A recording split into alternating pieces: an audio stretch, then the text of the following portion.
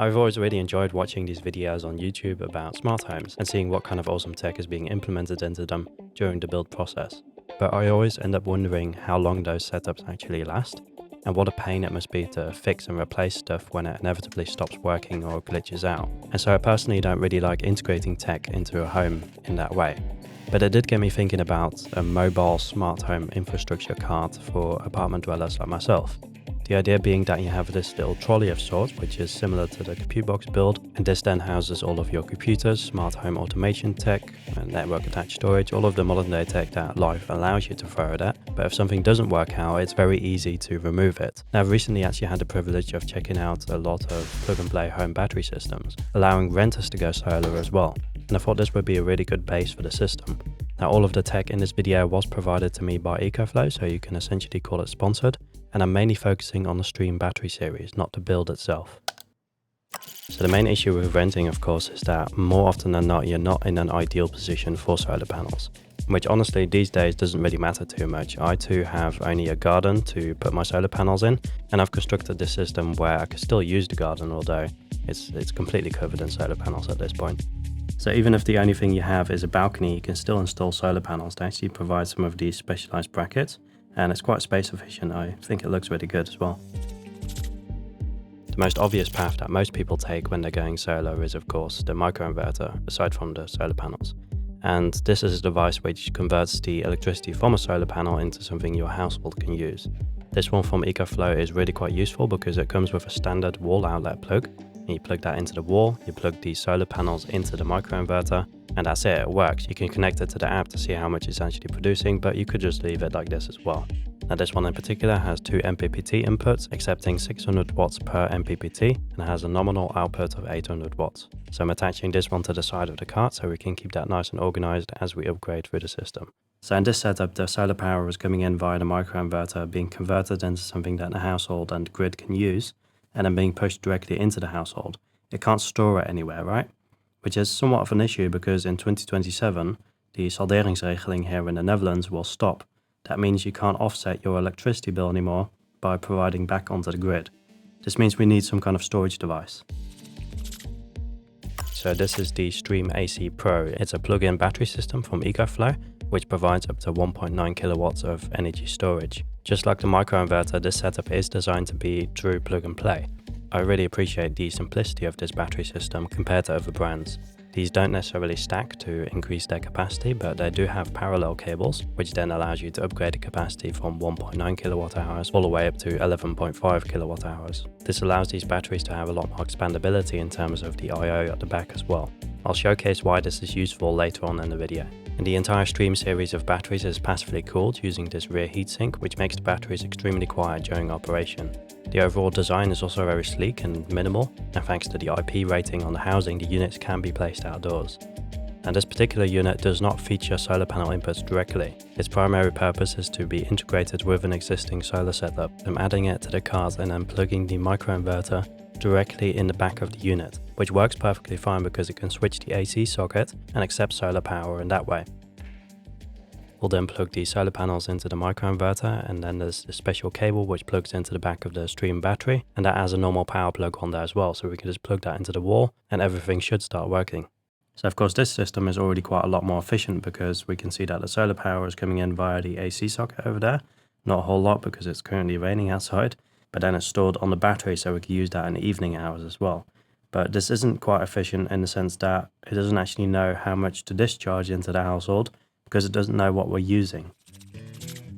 Which is where these smart power plugs become extremely useful.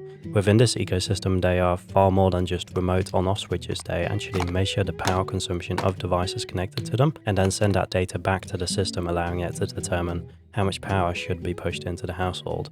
What this also allows us to do is create extremely smart automation. So we can hit new automation here, add a condition. So for example, device status, Stream AC Pro. If the battery level is higher than 90%, then we can add an action over here, turn on the smart power plug. These automations also allow you to control the AC sockets at the back of the unit. So in this case, I'm setting it up to charge the e-bike as soon as the battery level hits 90%. If you haven't seen my e-bike build video yet, then definitely check that one out as well. And if you liked the video so far, leave a like, leave a comment. and definitely consider subscribing to the channel. So I really appreciate these smart power plugs because they offer you some real-time insight into what devices are actually consuming. So you can see the current power draw is 17 watts, and you will be able to see data in terms of, in days and weeks and months, how much the power plug is actually consumed. But it doesn't offer you real-time insight into how much the entire household is consuming unless you buy an absolute ton of these, which I don't recommend because there's a far smarter device for that. And this brings me to my favorite device of the bunch. This is the P1 smart meter.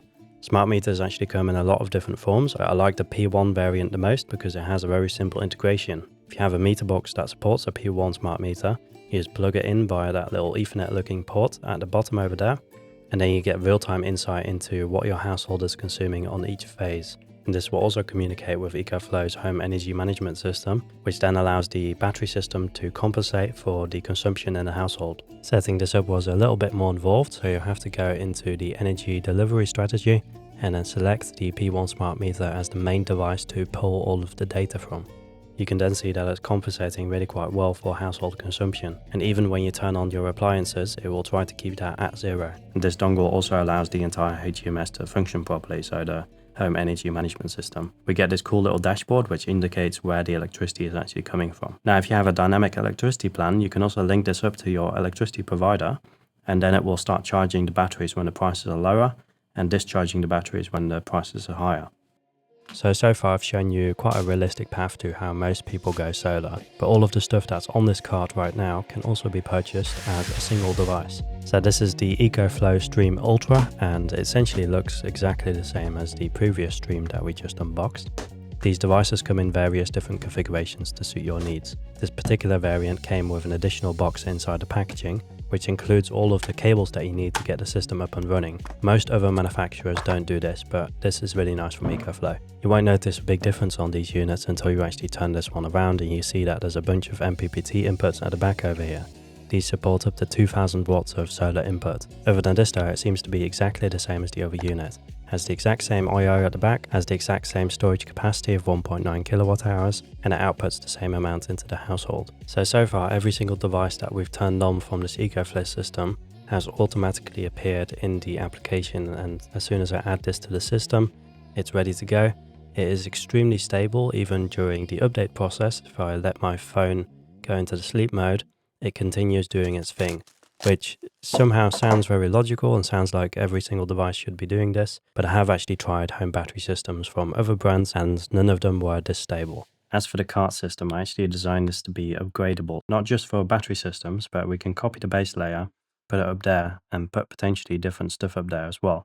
So if you'd like the design files for this, I'll leave that on my Patreon page as a free post with the parts list there as well. Now I'm pretty sure that EcoFlow doesn't like me saying this, but because those AC sockets at the back also accept microinverters, you could mix and match battery systems, right? So if you already have a battery system laying around, you can plug it into the back of this one and let this be the main unit to provide power into the household. This is also the way that I'm setting up the system for now because I didn't get the parallel cable to actually allow these systems to work together in that way.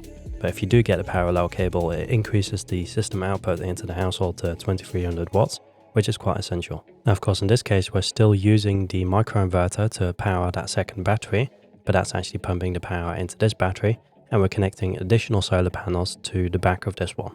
So we can see in this configuration, we're actually receiving 700 watts via the AC socket at the back, and it's pushing that same amount back into the household as well. And when we head over to the Stream Ultra over here, there's not too much solar power coming in right now, about 100 watts. And sometimes the microinverter also turns on via the AC socket over here. As you can see, 55 watts of input via the microinverter. What I really like about these power plugs at the back, you can actually turn them off remotely. This is really useful. So that was it for this short video. I hope you enjoyed it. I hope it gave you some inspiration, and definitely let me know in the comment section what you would add to the infrastructure card for apartment dwellers.